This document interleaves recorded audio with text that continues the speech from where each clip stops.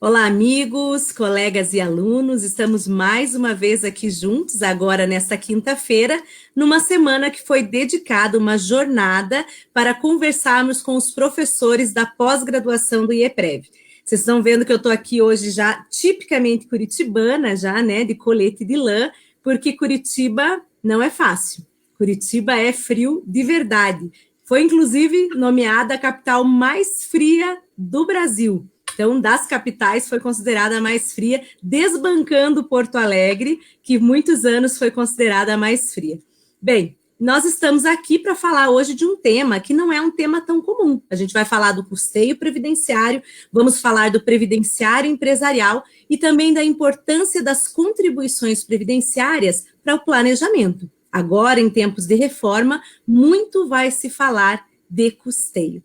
E hoje eu tenho uma pessoa muito especial para entrevistar. Eu sempre digo que todos são especiais, mas hoje em especial é uma amiga de longa data. Somos amigas há mais de 20 anos, temos o escritório juntas há 10 anos praticamente, e já estamos trabalhando juntas há aproximadamente 12, considerando o tempo que nós trabalhamos no escritório que não era nosso. Então a gente tem aí uma longa caminhada juntas e eu apresento para vocês a professora Gisele Canton. Boa noite, Gisele. Olá, boa noite. Muito bom ter você aqui conosco. É difícil você aceitar, né? Eu estou feliz porque a Gisele não é muito de aparecer assim em live, mas eu convenci ela a participar conosco hoje. E aí, Gisele, apresenta um pouquinho para o pessoal, então, a tua matéria. O que é o custeio previdenciário? Fala um pouquinho, assim, em poucas linhas, 2 minutinhos, só para o pessoal entender qual que é a nossa matéria de hoje. Então, primeiramente eu aceitei porque a live é rápida. Não são lives de 1 hora e eu aceitei. E, bom, a matéria é muito interessante. Eu, particularmente, desde que eu comecei a atuar no direito previdenciário, que isso já realmente é de longa data, desde 2002, comecei a atuar nessa matéria e já comecei a ter contato com o custeio. Assim como o direito previdenciário material, eu também já comecei a ter contato com o custeio previdenciário. E gostei muito. E são muitos anos trabalhando com a matéria, né? E hoje eu tenho já uma bagagem, tenho a especialidade em direito previdenciário e processual previdenciário, dos servidores públicos, além do próprio direito do trabalho, né? E porque tem muita relação entre as duas matérias. Bom, o custeio previdenciário, ele nada mais é do que onde tudo começa, né? A pessoa só tem acesso a um benefício, a um direito previdenciário, se ela contribuiu. Por quê? Porque a Previdência no Brasil, ela é eminentemente contributiva, né? De caráter contributivo. Ou seja, você vai ter direito, mas você contribuiu para aquilo? Então, vamos verificar quanto que você quer participar do sistema do regime geral, ou no caso da Seguridade Social, né? Você precisa saber com quanto você vai contribuir. Obviamente que tem os contribuintes obrigatórios e o facultativo. E dentre aqueles contribuintes obrigatórios, tem aqueles que não tem opção de escolha. Por exemplo, o empregado começou a trabalhar numa empresa, ele não tem opção, vou recolher, não vou. Vou escolher a minha alíquota, não vou poder escolher, não vou. Não, nesse caso ele vai ter a retenção na fonte. Aí nós temos a categoria dos contribuintes individuais, né, que aí tem várias opções de alíquotas, algumas de forma obrigatoriamente já tem a retenção na fonte, então ele não tem opção, ou em outras situações ele tem a opção, a faculdade de escolher em que alíquota vai contribuir, como é a questão dos 11%, tem um MEI de 5%, aí tem a categoria dos empregados, dos segurados especiais, que são os rurais, né, que trabalham em regime de economia familiar, os empregados domésticos e os contribuintes facultativos. Dentre ali, faltou citar os trabalhadores avulsos, né? E de todos esses, assim, assim, da tua experiência de sala de aula, né? Qual desses, nós temos aí 5 categorias, então, que você acabou de listar de segurados obrigatórios e os segurados facultativos. O segurado facultativo, por si só, ele acaba tendo todo um regramento um pouco mais simplificado, ele tem a limitação do recolhimento em atraso. Então, assim, nem sempre é tão legal, tão bom para o segurado recolher como segurado facultativo. A gente mesmo, em planejamento, a gente só vai indicar em uns casos bem específicos, né? Porque acaba que a qualidade de segurado fica menor, o período de graça, a qualidade de segurado e o período de graça também, ele fica diminuído. Mas desses que você citou, até para ver se como nós duas pensamos muito parecido, eu gosto sempre de falar para o pessoal que aprendi muito contigo, porque sempre fui muito processualista, mas fui aprender custeio quando a gente fez a sociedade. Porque antes eu tinha uma ideia do custeio. Eu era muito processualista, e eu era processualista previdenciária e entendia tudo de benefício. Mas fui aprender custeio contigo, porque você vem de um histórico, que é até importante contar para o pessoal que vai ser aluno do IEPREV, a professora Gisele vem de um histórico de consultoria. E quem faz consultoria fica, né, trabalhando nessas empresas grandes de consultoria, você acaba aprendendo muito, porque você fazia consultoria para pessoa física e eminentemente para pessoa jurídica. Então, vem com um conhecimento, uma bagagem que é incrível, né? Você vê, você pode ficar 2, 3 anos, mesmo que você fique sem o conhecimento, sem uma atualização, você tem uma bagagem que é incrível, porque o direito trabalhista e o direito previdenciário, eles mudaram agora, recentemente. Mas as normas de custeio, Gi, elas são muito antigas, né? Elas não tiveram mudanças assim que alterassem a contribuição de uma forma tão impactante como aquela que acontece nos benefícios. E eu queria que você contasse um pouquinho para o pessoal que está nos assistindo de casa, qual é o segurado que você acha mais complexo, da tua experiência? Eu acredito que a gente deve ter, nunca te fiz essa pergunta, mas acredito que a gente vai se referir ao mesmo. Mas qual você acha o mais complexo de todos, para o aluno que vai aprender, que vai começar a trabalhar com planejamento previdenciário? Sem dúvidas, o contribuinte individual, porque para ele se aplicam inúmeras situações distintas conforme a forma em que ele presta o serviço, né? Ele pode, se ele estiver prestando serviços à pessoa jurídica, desde abril de 2003, as empresas fazem retenção na fonte. Então, ele prestou serviços para a pessoa jurídica, nesse caso, ele também não tem opção de escolher a alíquota ou de dizer, não vou recolher, ele vai sofrer a retenção na fonte até o limite do teto. Aí ele tem a questão se ele sai dessa condição de prestador de serviços para a pessoa jurídica, ele cai na regra geral, que é na alíquota padrão de 20%. Só que a alíquota de 20% é uma alíquota alta. Ela onera demais a vida financeira de um autônomo, de um contribuinte individual. O contribuinte individual são os autônomos e os empresários, né? Sim. E essa alíquota de 20%, ela onera demais esse trabalhador. Aí o que acontece? O contribuinte individual tem penalidade. Oi? O contribuinte individual, ele arca sozinho, né, com toda a contribuição dele. Então, ele, na verdade, ele vai arcar, assim, nós poderíamos dizer assim para simplificar para quem está nos assistindo, ele vai arcar com a parte dele e com a parte que a empresa ajudaria, digamos assim. Embora a gente saiba que não há essa divisão exata, né? Sim, quando ele está trabalhando por conta própria, sem estar prestando serviços para a pessoa jurídica, ele é o dono do próprio negócio. Ele está arcando com o risco do seu trabalho. E aí, nós, assim, para exemplificar, um contribuinte individual, ele é desde um profissional liberal, por exemplo, um arquiteto que fez o projeto para uma reforma na minha casa. Esse arquiteto, ele é um contribuinte individual, ele vai receber por esse projeto que ele fez para mim, eu não sou pessoa jurídica, eu vou remunerar o trabalho dele, ele vai receber aquele valor, pode ser o o projeto de uma casa inteira, então não é um baixo valor, né? Ele vai receber, ele precisa recolher sobre aquela remuneração do mês. E quanto? Na alíquota de 20%.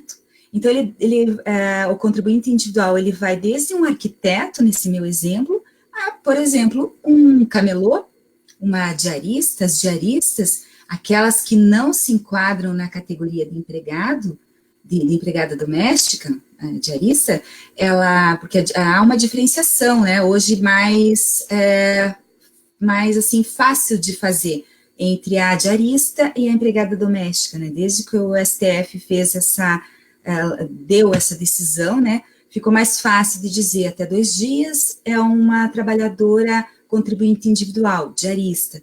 A partir de 3 dias, por conta dessa habitualidade que passa para o contrato de trabalho, ela se caracteriza como empregada doméstica. Então, a diarista, ela também é uma contribuinte individual. Ela também está tendo conta correndo o risco do seu negócio. Ela vai recolher na mesma alíquota daquele arquiteto, no meu exemplo. Então, ela vai utilizar a alíquota de 20%. Mas esses 2 profissionais, querendo, e aí é uma opção, eles podem recolher na alíquota de 11%, desde que abram mão da aposentadoria por tempo de contribuição, podendo se aposentar só por idade, e também vão ter que recolher no valor do salário mínimo. Então, veja como há uma complexidade para o contribuinte individual, né? Sem contar que ainda tem o MEI. Alguns profissionais podem criar o MEI, que é o microempreendedor individual, e a alíquota já baixa para 5%. Né? Então, veja, uma variedade. Existe uma variedade muito grande, né, Gi? Deixa eu aproveitar e dar um olá para o pessoal aqui, então deixa eu mandar um abraço aqui para o pessoal que está conosco, Márcia Roqueto, a Alessandra Oliveira Minaré, nossa professora de militar, um grande abraço, o Anderson aqui, meu esposo, está sempre assistindo, a Elaine Schittenberg, a Célia Mara, também do nosso escritório, a Viviane, nossa coordenadora do Sul. Vivi, eu prometi um beijo para todos os gaúchos, eu prometi que ia começar a live hoje, Gisele, ontem esqueci, e aí eu prometi que hoje eu ia recompensar. A Ivoneci, Viviane Nunes, Andréia Novak, que trabalha conosco também, a outra Andréia advogada, Cleude Moquibel, a Bruna, coordenadora aqui de Florianópolis, está com a gente, Emanuel, Valéria Cristine Naves, dando boa noite para nós duas, professor Alex Sertão, nosso querido professor de RPPS, Elaine disse, como que a Elaine falou aqui? Fica muito alto o valor do contribuinte individual. Realmente, Elaine, eu já vou fazer umas perguntas para a doutora Gisele para a gente contextualizar agora essas questões desses valores. A Chiquinha Nascimento, sempre conosco, a Valéria Cristiane Naves, adorando as lives com os professores da pós, não vejo a hora de começar. Valéria, estou muito feliz que você vai cursar com a gente, estamos te esperando, viu? E a Viviane, que falou agora sim, né, Viviane? Agora eu recompensei aqui a minha falha de ontem. Juliana Milanês e Marta Elizabeth Fraga. Amo essa live, aprendo muito com vocês, a Elaine. Elaine, muito obrigada. Deixa eu aproveitar e pedir para vocês que estão gostando, compartilha. Compartilha já com um colega, compartilha na sua timeline, compartilha num grupo, para que outras pessoas venham aproveitar esses conhecimentos, né? E aproveitar essas semanas maravilhosas que nós estamos tendo, essa jornada da pós-graduação. A pós-graduação, ela começa na quinta-feira da próxima semana, na sexta-feira da próxima semana, a aula magna com o professor Lázari, sexta e sábado. Você que ainda não se inscreveu, corre lá. A aula magna, ela vai ser gratuita, imperdível, e você vai poder aproveitar, conhecer um pouquinho da nossa pós-graduação, vai se apaixonar, né, Gisele? E depois vai cursar a pós conosco, que essa pós está incrível. A gente fez um projeto, ela tem um programa de aulas, o corpo docente maravilhoso, então tenho certeza ela está imperdível. Mas, voltando aqui, né, Gisele, para continuar o nosso tema, eu queria que você desse falasse um pouquinho para o pessoal, eu gosto muito de um exemplo que você dá, que assim, as pessoas elas compreendem bem quem são os segurados. Claro que na prática não é tão simples assim.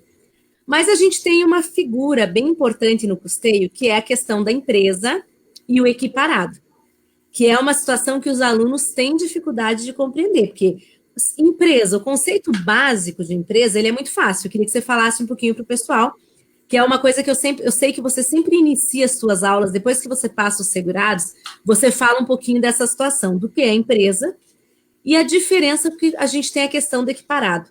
Então, eu queria muito que você falasse um pouquinho sobre isso e depois desse aquele exemplo que você sempre dá, por exemplo, quando eu tenho uma empregada doméstica em casa e ela atende, por exemplo, um cliente meu. Queria que você desse esse exemplo para o pessoal e falasse antes um pouquinho da questão do equiparado à empresa. Ah, sim. Se você citou, né, comentou que sobre a dificuldade do contribuinte individual, quando eu sempre começo dando as aulas pelos segurados, obviamente, né, para depois passar para a empresa. Não teria como fazer de forma diferente, inverter essa ordem, né, porque aí tornaria impossível o entendimento.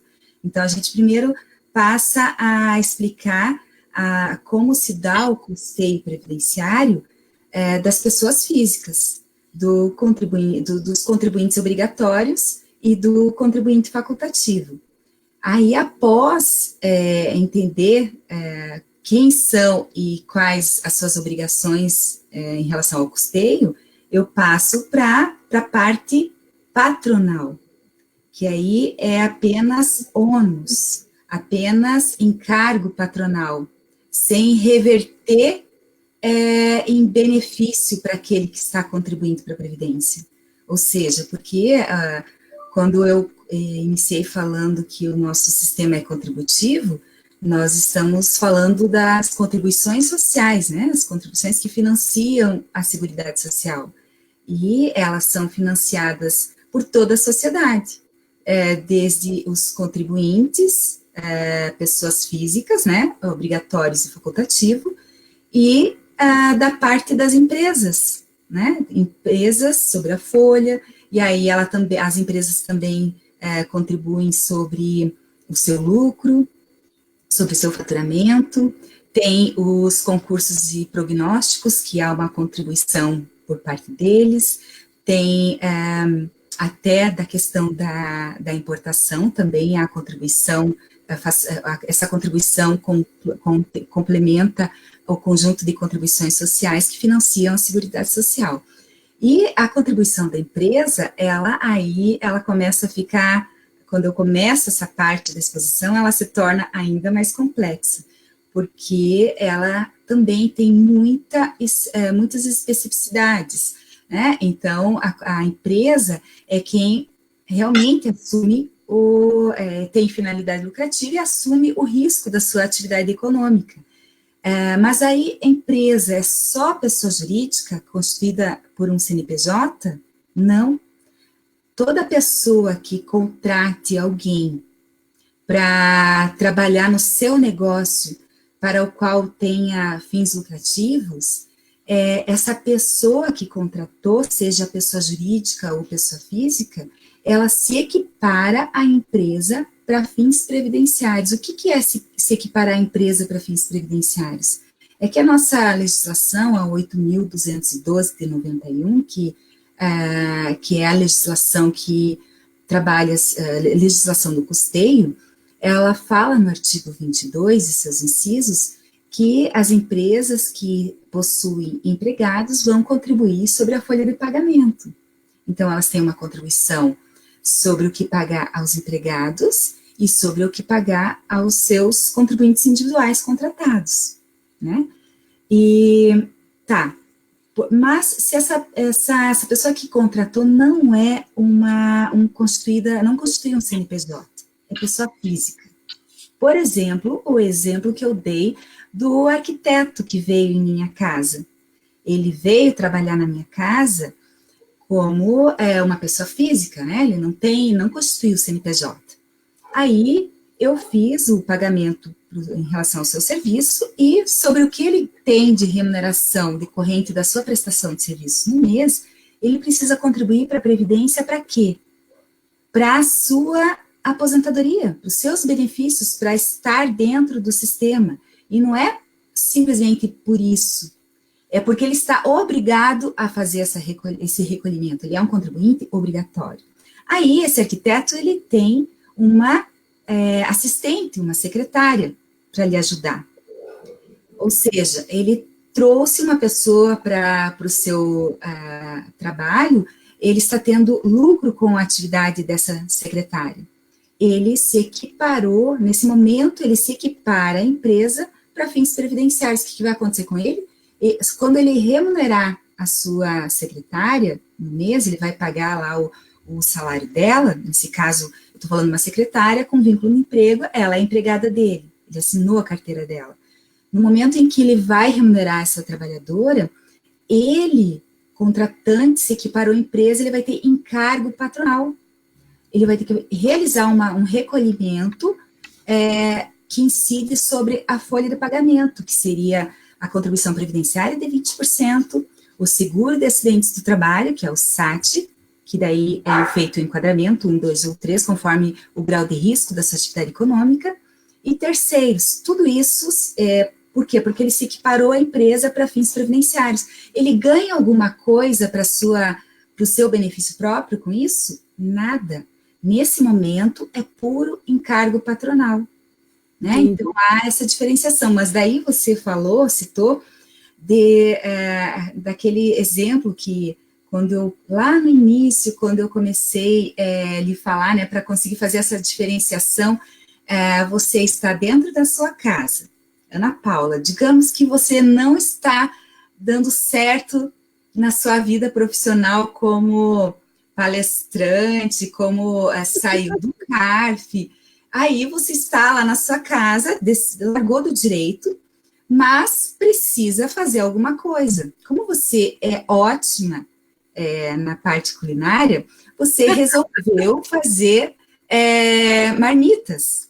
E por sinal, só para fazer um comentário, essa semana eu estou trabalhando muito, fazendo comida para o marido que não está podendo comer qualquer coisa, porque saiu do hospital com uma dieta super restritiva. Eu estou quase fazendo comida para fora, de tanto que eu estou cozinhando. E olhem, ela cozinha muito bem. Então, se não der certo, ela tem uma outra alternativa. Aí a Ana Paula resolveu montar um negócio próprio dentro da casa. Aí a empregada doméstica dela, que trabalhava sem fins lucrativos, e que a Ana Paula tinha o encargo patronal como empregadora doméstica, quando ela traz essa empregada doméstica para lhe ajudar no seu negócio com fins lucrativos, o que aconteceu? O que aconteceu com a figura da empregada doméstica? Descaracteriza a condição de empregada doméstica e passa a ser empregada com direitos de qualquer outro trabalhador, não mais de empregada doméstica, e sim de empregada normal. A Ana Paula teria que contratá-la para o seu negócio agora, porque há um vínculo aí de emprego dentro da atividade econômica da Ana Paula. Por conta disso, a Ana Paula para de recolher como empregadora doméstica e se equipara à empresa para fins previdenciários, passando a ter que recolher sobre a folha de pagamento como qualquer empresa que tenha constituído o CNPJ. Então, essa era a forma que eu iniciei, né, fazendo essa diferenciação. Eu lembro muito bem que você gostava desse exemplo inicialmente. Eu gosto desse exemplo. E é bacana para o pessoal entender, né, que eu posso... Então, a gente pode ter equiparado a empresa uma pessoa física, né? E aí tem outros exemplos, eu me lembro sempre que a gente fala, o incorporador, o dono de obra, também são questões, né? Quando eu tenho uma pessoa física ali, que é muito difícil, para quem não entende de custeio, eu acho muito difícil a pessoa conseguir visualizar que eu tenho uma pessoa física pagando encargo patronal. Claro que hoje... Oi? É o caso que você falou de dono de obra, né? Por exemplo, eu construí uma casa, eu preciso criar um MEI para essa obra, e todas as pessoas que estão trabalhando na minha obra, caso eu não terceirize e passe por uma construtora fazer isso, se eu estiver controlando ali, gerenciando a obra, eu me equiparo à empresa, eu dona da obra. Então, eu vou ter que montar uma folha de pagamento como se eu estivesse naquele momento sendo uma empresa. Mas eu serei... Não é fácil, né, Gi? Eu estarei por trás de um MEI me equiparando à empresa, para fins previdenciários. E é difícil, porque assim, ó, por mais que a gente leia a legislação, quantos anos a gente trabalha, nós duas, por exemplo, a gente trabalha com isso há muito tempo, mas para uma pessoa leiga, é complicado compreender qual é o meio, como que arrecada, como que eu transformo isso, eu busco um contador para me ajudar, então não é uma coisa fácil, né? Não, não é. Eu gosto de começar as aulas, o meu módulo, né, de custeio, porque a vida inteira eu também, desde que comecei a trabalhar com direito previdenciário, eu entrei também nesse mundo acadêmico nas aulas de custeio. E com o passar do tempo, eu adotei um método de aplicar uma avaliação, mas não assim, com o intuito de nota, apenas passar exemplos, casos práticos, na primeira aula. Aí eu deixo um tempinho, assim, aproximadamente uns 20 minutos, para que o aluno tenha tempo de ler e refletir um pouquinho sobre o que eu estou perguntando lá, claro, na parte de custeio, né, buscando saber se a pessoa tem noção de qual alíquota deve ser aplicada, de como aquela figura na questão se configura no mundo previdenciário, e resolvo essas questões junto, né? E aí já desperta o interesse, porque o custeio previdenciário, ele está na nossa vida, no cotidiano. A gente sempre, se a gente não está trabalhando com isso, a gente precisa entender do custeio para nós próprios, né?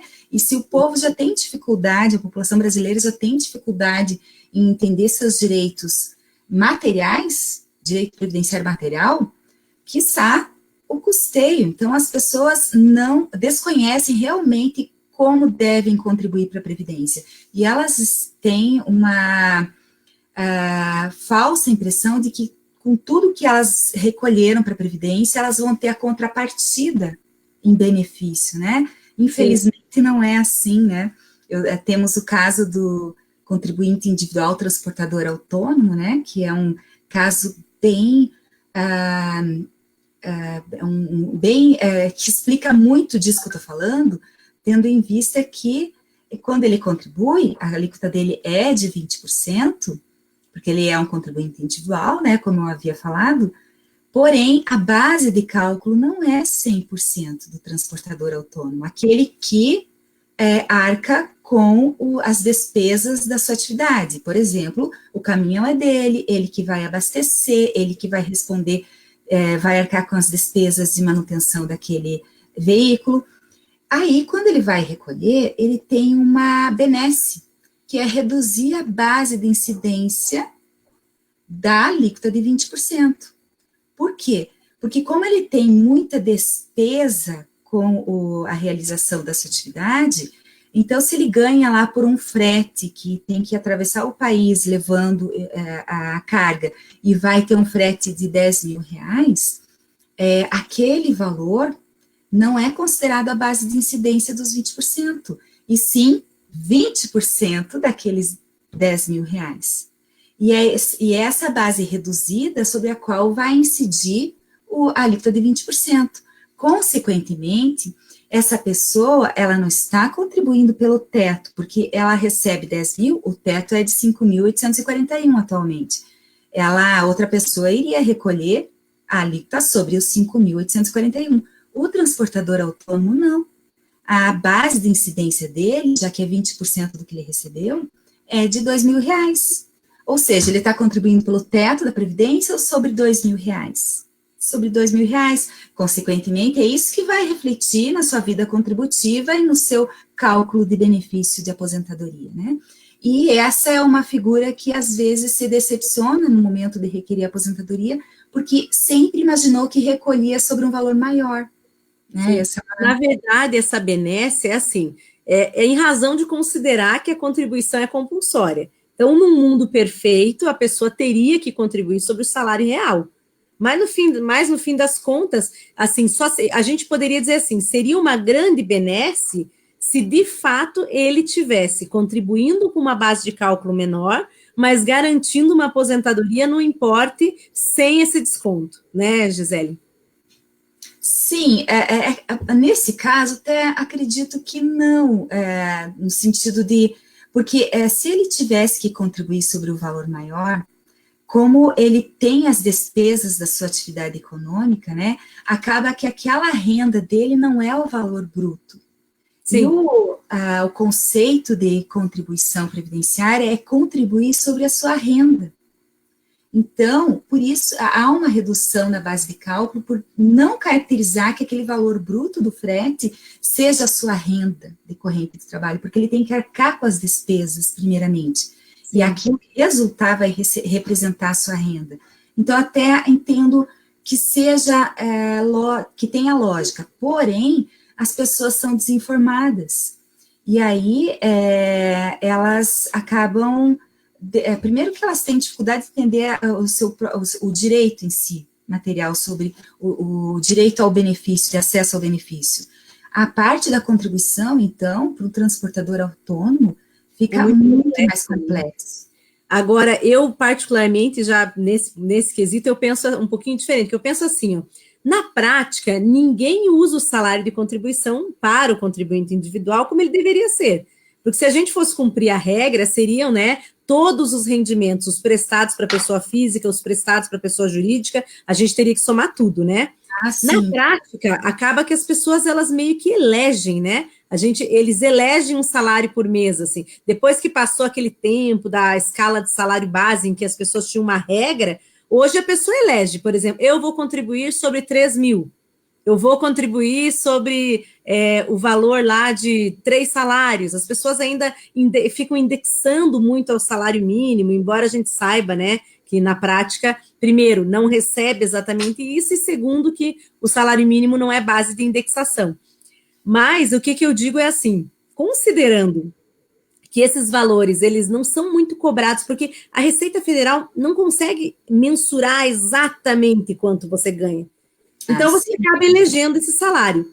O que eu penso... As pessoas acabam não declarando, né? Não declarando. Embora agora a gente sabe que é um risco, né? Porque a Receita Federal cada vez mais vem pegando, principalmente os contribuintes individuais, já existem operações específicas para os, principalmente profissionais autônomos, e agora bate-se muito a conta, o depósito da conta corrente, a declaração do imposto de renda, o cartão de crédito, né? Hoje, quem gasta 10 mil por mês de cartão de crédito e fala que não tem renda, pode ser chamado a esclarecer, né? Essa renda vem da onde, né? Se essa renda é aluguel, essa renda é uma renda que não é do trabalho, para ter certeza que, então, não tem aí fato gerador da contribuição previdenciária. Mas, então, eu acho que é meio injusto, porque, no fim, aí vem a parte que eu ia falar, que eu penso um pouquinho diferente, acho uma sacanagem essa questão da base de cálculo. Tudo bem, de fato, é para dizer o seguinte, a tua nota fiscal tem despesa, né? Ela não é só lucro líquido, é teu rendimento bruto sem descontar a despesa. Mas, no fim da conta, se a gente for parar para pensar, ele acaba pensando, eu estou tendo um super desconto, e o desconto vai custar para ele lá na frente, né? Vai representar um prejuízo enorme no cálculo do benefício previdenciário, porque ele tinha... mensalmente, ou então, digamos, porque o contribuinte individual, nesses casos, às vezes ele não tem uma renda regular, né? Ele recebe, o contribuinte individual, ele tem, quando ele recebe, é regime de caixa, então é quando ele recebe, ele não tem obrigação mensal no sentido de que, se naquele mês ele não teve a renda do frete, ele não estaria obrigado a recolher. A contribuição previdenciária, ela incide sobre a renda decorrente do trabalho, né? Então, ele recebeu um frete de que ele está aí fazendo uma viagem norte a sul, aquele valor, aquele montante entra não de forma parcelada, é quando caiu na conta dele, que é considerado o fato gerador, né? Regime de caixa. E aí ele tem a falsa impressão de que ele está contribuindo sobre tudo aquilo, porque ele não, primeiramente, igual como você falou, né, Ana Paula, Se ele for o responsável pela contribuição, que ele tem que fazer a contribuição sobre a base de cálculo, ele, pessoa física, jamais vai fazer esse cálculo de base de cálculo reduzida. Gi, peraí que eu estou rindo muito aqui, calma. Eu estou rindo muito porque o elogio mais lindo que eu vi aqui foi de uma pessoa chamada Leonardo. Eu adorei. Ó, o Léo é filho da Gisele, olha lá, ó, as melhores professoras que conheço, adorei. Obrigada, já vai ser nosso preferido, né, Gi? Nosso fã. Nosso fã, já gostei. Ó, voltando ali, Ana Paula, ele tem mais a ver a base de cálculo reduzida quando a empresa vai pagar para aquele transportador autônomo. Aí a empresa, com certeza, ela tem o conhecimento da matéria, por obrigação até, ela vai fazer a redução da base de cálculo e vai incidir a retenção de 11%. Aí sim ela retém. E por que 11%? Porque aí já é uma situação que toda vez que o trabalhador autônomo, contribuinte individual, presta serviços à empresa, a alíquota não é de 20%, a retenção feita é de 11%. Aí foi o momento do golpe, né? Eu adoro falar isso, foi um golpe que o governo deu na empresa, porque para diminuir a informalidade, ele botou ela, né, responsável, colocou uma obrigação maior para ela, que era informar todos os contribuintes que prestavam serviço. E aí, com isso, ele deu um golpe na empresa, porque ele deu um desconto para a pessoa física, olha, você sai de 20 para 11, mas ele fala, olha, pessoa jurídica, agora todo contribuinte individual que prestar serviço para você vai compor a sua folha de pagamento, né? Sim, ela mais forte ainda, mais pesado foi a questão de passar a responsabilidade de retenção, porque o desconto se presume legalmente feito. Se a Receita, numa fiscalização, verificar que teve um prestador de serviços autônomo naquele mês e ela não fez a retenção de 11%, assim como sempre foi para os empregados, ela terá que arcar com aquele desconto que ela deixou de fazer do trabalhador autônomo. Né? Excelente. E aí, voltando lá para finalizar o raciocínio, quando a empresa vai pagar a renda para o trabalhador, ela tem que calcular a base de cálculo reduzida, né, 20% sobre o que está repassando ao transportador autônomo, e aí incidir a retenção de 11%. Então, quando esse trabalhador autônomo, transportador autônomo, prestou serviço para a pessoa jurídica, aí há a efetivação desse cálculo da base de cálculo reduzida. Agora, quando ele mesmo é responsável pelo seu recolhimento, jamais ele vai saber ou lembrar que tem essa possibilidade de reduzir a base de cálculo. Ele vai recolher os 20% sobre o valor que ele considerar melhor. Na prática, é assim, né? E a questão que você comentou da declaração do imposto de renda, é importante lembrar que isso passou a existir, a ter uma vinculação, uma relação maior entre o que se declara na Receita com o que há de fiscalização desde 2007, quando foi criada a Super Receita, né? A Receita Federal passou a ser responsável pela arrecadação e fiscalização. Portanto, ficou muito mais fácil, já que ela detém todo o instrumento, de verificar o que os contribuintes declaram no imposto de renda e fazer a contrapartida da fiscalização. Com certeza. Gi, deixa eu aproveitar aqui e registrar o Manuel Moreira, que está participando aqui conosco. Ele falou, ó, cheguei atrasado, não sei se já foi falado, mas deixa eu registrar que também vai ser um susto caso tenha sido recolhido valor menor que o salário mínimo, né? Que são coisas também que muitas vezes são uma surpresa lá na frente. E registrar também a chegada do Moroni Mendes, que sempre está aqui conosco, e o João Marcelo de Lima Leite, que é o nosso queridíssimo amigo, médico do trabalho, que trabalha junto com o nosso escritório. Então, a gente tem sempre um prazer de receber. Mandar um abração para a Fátima, nossa amigona que está de aniversário hoje.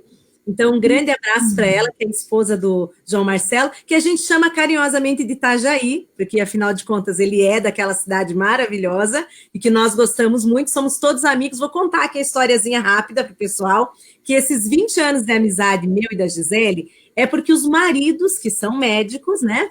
Os maridos, junto com o João Marcelo, aqui são todos amigos há muito mais de 20 anos. E aí, então, as esposas ficaram amigas também, e nós fazemos um grupo aí muito bacana. O tempo passa, mas a amizade não passa nunca, graças a Deus, e quando possível ainda temos nossos laços de trabalho. Vamos mudar um pouco de assunto, Gisele, falamos da contribuição, agora eu quero fazer uma pergunta difícil. Retenção. Você vai explicar na tua aula, provavelmente, um pouquinho para o pessoal, o que é essa figura da retenção? As pessoas não conseguem entender. Eu tenho uma relação entre duas empresas, eu tenho uma prestadora e uma tomadora de serviço. A gente tem aquele conceito dificílimo que é cessão de mão de obra. Eu só queria que você falasse um pouquinho, não precisa falar tudo, quem quer saber tudo vai fazer a aula, vai ter aula da pós-graduação, mas afinal de contas, o que é a retenção? Que figura é essa?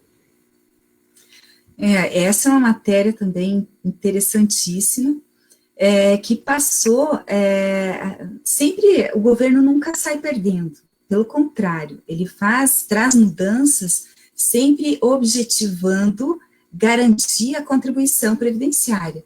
E o que ele fez? Tem relação com a figura da terceirização da mão de obra. Então, eu sei que você comentou muito sobre isso quando teve a reforma trabalhista, né?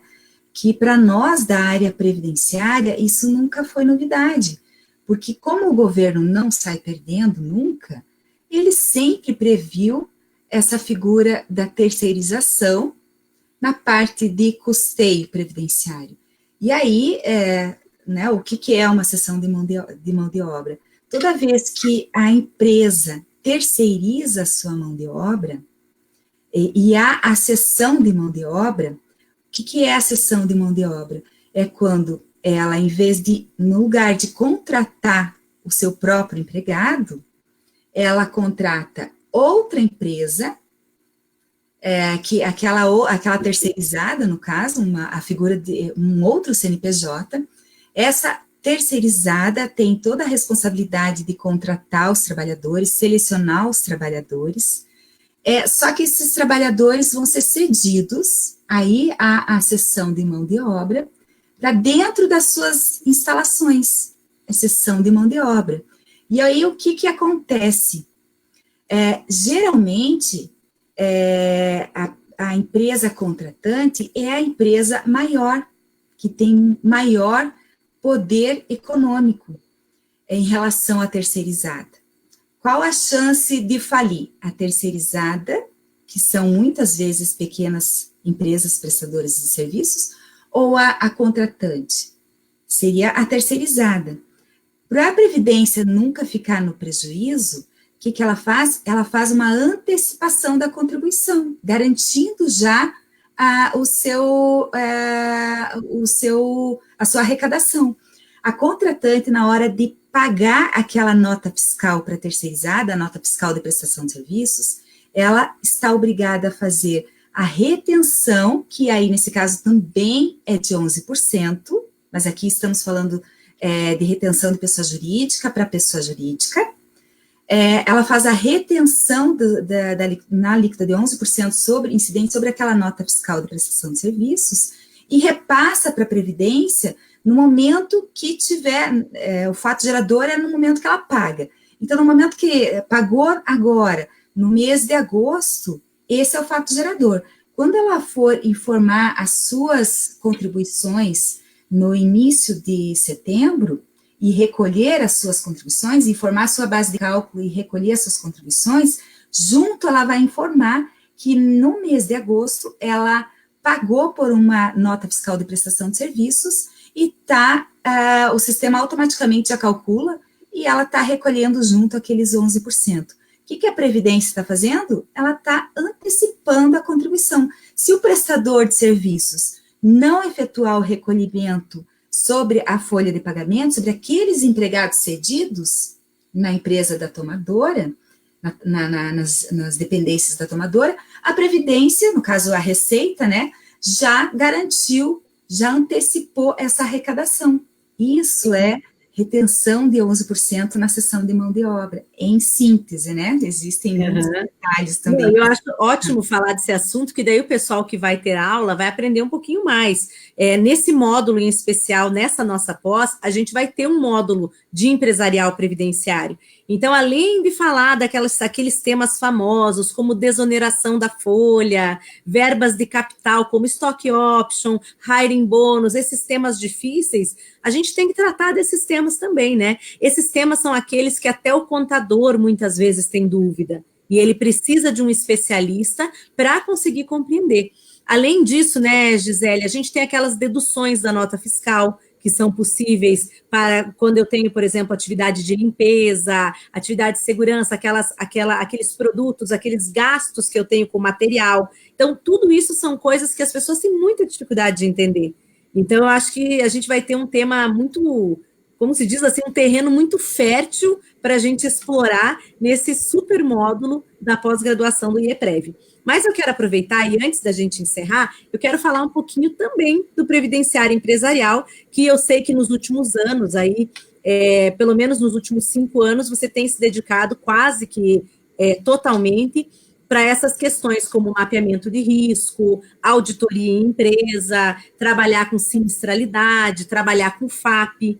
Então, eu queria que você falasse em linhas gerais também, porque a gente já está aqui, já são quase 10 horas, então nós já estamos no adiantado da hora, mas eu queria que você contasse um pouquinho para quem está em casa. Primeiro, por que dá para trabalhar com empresarial previdenciário? Trabalhar de verdade, né? Eu sempre falo assim, não é só aquela questão de vender tese, porque o empresarial previdenciário, existe a tese, falar de desoneração do terço constitucional de férias, dos primeiros 15 dias do auxílio-doença, do aviso prévio indenizado, isso é tese.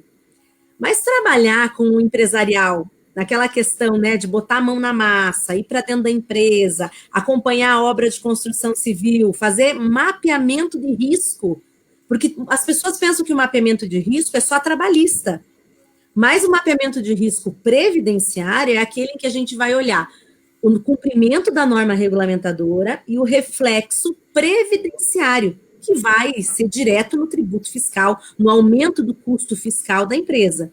Aí eu queria que você falasse bem rapidinho para o pessoal, primeiro, a importância da empresa vislumbrar o direito previdenciário, né?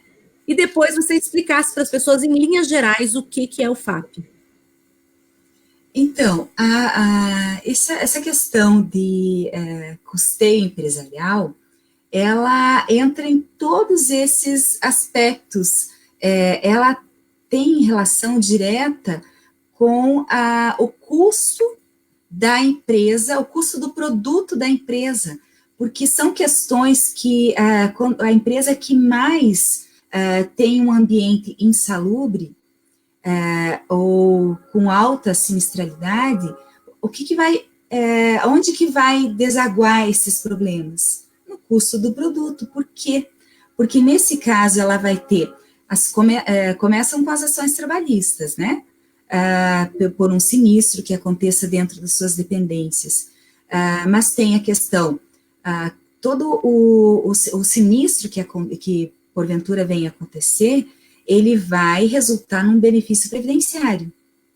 Esse benefício previdenciário, por mais que quem arque seja a Previdência, se esse acidente foi caracterizado como acidente do trabalho, ele gera reflexos que podem refletir, podem não, ele vai necessariamente refletir no FAP, Fator Acidentário de Prevenção. O FAP, ele foi criado e começou a ser aplicado desde a primeira publicação foi em setembro de 2009, com vigência no ano de 2010.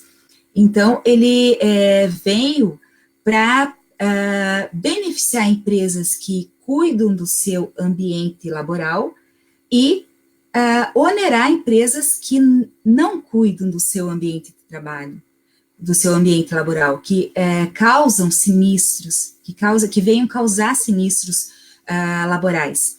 Por quê? Porque cada benefício caracterizado como bem 91, ele vai refletir lá no FAP, que é publicado todo ano, geralmente sempre foi no mês de setembro. E essa alíquota, esse índice do FAP, ele é calculado, multiplicado pelo seguro de acidentes do trabalho da empresa, que é o SAT, que a empresa pode estar enquadrada entre 1% e 3%.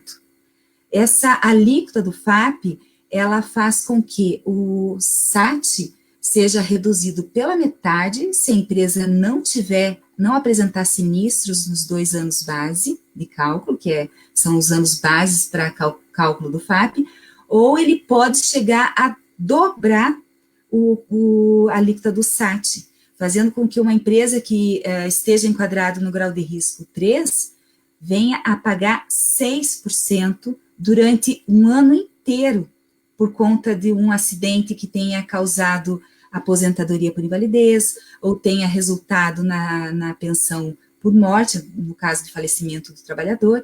Então, causam reflexos diretos na contribuição anual da empresa. Ainda, a empresa pode ser responsabilizada através de ações regressivas. A partir do momento que o INSS identifica que aquele sinistro pode ter relação direta com a falta de cuidado no seu ambiente de trabalho, por descumprimento das normas regulamentadoras, a Previdência pode vir com uma ação regressiva, objetivando o quê? Objetivando ser ressarcida de tudo que ela gastou com aquele trabalhador em que teve que se afastar do ambiente laboral por culpa, omissão, ou ação ou omissão da empresa, né, naquele acidente do trabalho. Então, ela vai voltar com uma ação regressiva, objetivando ser ressarcida dos gastos que ela teve com isso. Então, a adoção de medidas que cuide do seu ambiente laboral reflete fundamentalmente no custo do produto daquela empresa. Com certeza. Gi, deixa eu aproveitar e mandar mais um abraço pessoal que está chegando, o João Vitor, nosso querido aqui, diretor de eventos do IEPREV, já está conosco, ele disse que chegou tarde hoje, mas ainda deu tempo. Mandar um abraço aqui para Regina Prado, ela e a irmã estão sempre assistindo conosco, então um abração para a Regina, que também chegou agora. O Silvio Marques fez uma pergunta a respeito de revisão, continuei trabalhando, vale a pena pedir revisão na minha aposentadoria? Silvio, essa questão, ela era regida pela desaposentação. Então, se você já está aposentado, continuou trabalhando, infelizmente, não tem mais como fazer, não tem como aproveitar as contribuições posteriores na sua aposentadoria. Então, infelizmente, agora a única coisa que existe é uma discussão sobre a reaposentação, que seria a chamada no passado desaposentação pura, e nesse caso daí, você poderia abrir mão do passado e pegar uma aposentadoria totalmente nova. Aí precisaria ter no mínimo 15 anos dessas contribuições que você só tem 8. Só que isso ainda não foi julgado, não tem uma posição final do STJ e do STF, e se as coisas andarem, né, como a gente tem visto nas cortes superiores, não dá para contar com isso, porque pode ser que seja negado, tá, Silvio? Infelizmente, gostaria de ter uma notícia melhor para te contar, mas infelizmente não tem sido fácil. Voltando, Gisele, para o que você estava falando, eu gosto de dizer na sala de aula que o FAP, ele é uma nota de desempenho. Então, o governo vem e fala para a empresa, olha, se você trabalha direitinho e cuida bem do teu ambiente laboral, eu vou te dar um prêmio, né? Eu vou te dar um bônus. Você vai para a chamada faixa bônus e você vai pagar menos o teu SAT-RAT. Como ele é um multiplicador, ele vai diminuir aquilo que você paga no SAT-RAT. Ele pode ser de 0,5 a 1 para ele ser benéfico. De 0,5 a 0,99, né? Porque a partir do momento que ele é 1, ele já está mantendo o SAT-RAT.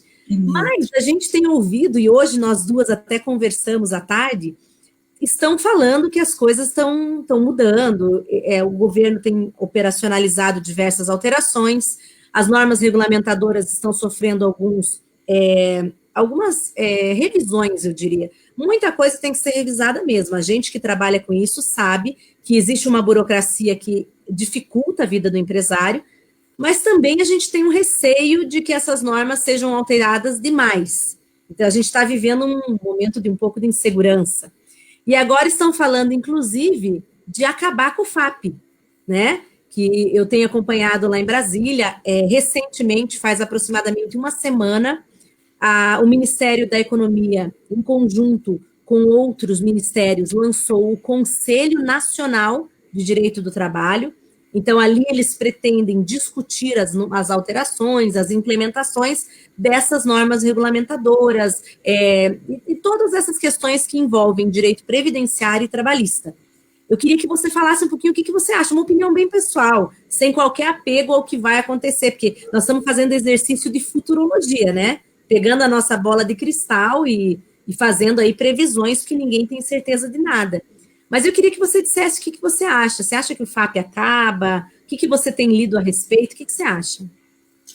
A minha opinião pessoal é que, assim, li uma nota de que o governo acha injusto o FAP. Também concordo que o FAP ele veio de forma muito injusta, com muitos erros grosseiros na sua aplicação. E ele não é realmente justo do jeito que é calculado. A fórmula dele, o raciocínio é maravilhoso, ele tem aí uma técnica maravilhosa de um objetivo maravilhoso de criação, porém, da forma como ele é aplicado, muitas vezes ele é injusto, realmente. Mas o governo vir e dizer que acha injusto, não temos, assim, um governo tão bonzinho, ao meu ver. E aí, o que ele disse nessa nota que eu li? Disse que se as empresas já estão trabalhando nessa concorrência dentro por conta das NRs, né? Que elas sempre existiram, porém elas nunca foram exigidas com ênfase.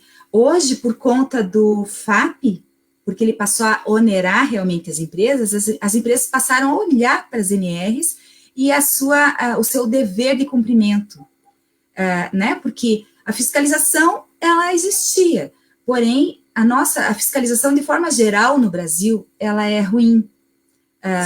Acho que a fiscalização que mais rigorosa, a meu ver, sempre foi da Receita, porém, a gente ainda vê furos aí no caixa, né, por conta da má fiscalização, que saem em outras áreas, né, que seria do antigo Ministério do Trabalho e tudo mais, em relação à aplicação dessas NRs. As empresas tiveram que passar a observar as NRs por conta do custo que começaram a ter em relação ao FAP, porque o FAP é o reflexo do mau cumprimento das NRs. Exatamente. E aí, nessa nota, o governo diz que as NRs já trazem um conjunto esse conjunto de normas já seria efetivo por si só, e as empresas já têm uma questão de concorrência para manter um ambiente laboral saudável e, consequentemente, objetivando menor acidentalidade, diminuir a acidentalidade, né? E aí esse já estaria chegando ao objetivo por si só. A gente sabe que não é assim, né? Então, se eles acabarem com o FAP, eles devem já estar planejando alguma coisa para, inclusive, está vindo essa reforma tributária, né? Então, algo vai vir para substituir. Com certeza, eles não vão tirar o FAP e deixar e não aplicar uma norma em substituição. Com certeza. Até porque é uma fonte alta de receita e me surpreenderia, né, se nesses tempos em que se fala tanto de déficit, se a gente tem crise fiscal, se a gente está com outro problema que é o déficit da dívida pública e de repente abrir mão de uma cota tão alta assim. E também, né, se fosse falar aqui, nem tem como a gente falar sobre reforma tributária, porque a gente não sabe o que vai acontecer na reforma tributária.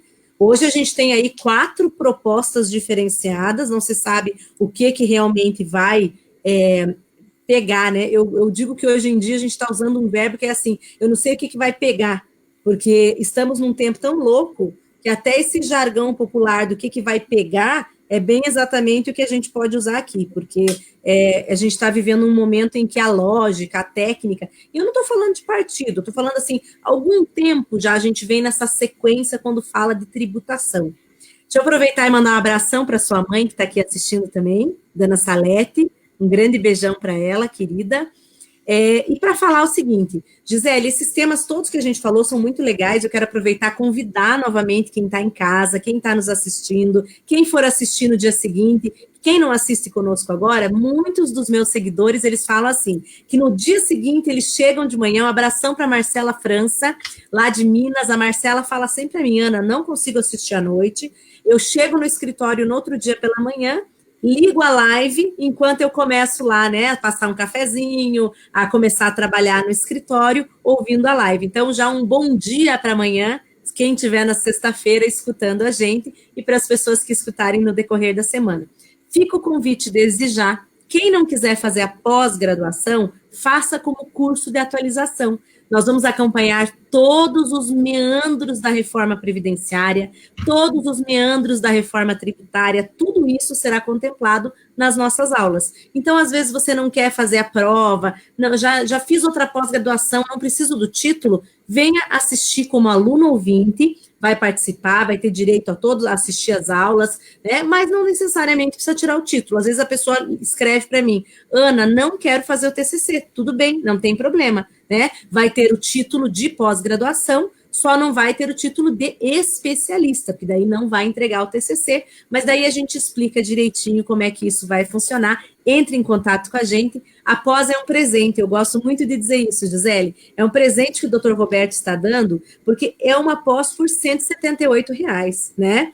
A gente fez um preço, assim, muito, muito, muito bom, justamente para que as pessoas elas tenham interesse de se especializar a partir dessa reforma e para que o advogado também não desanime, não fale, com a reforma acabou o direito previdenciário. É claro que não acabou.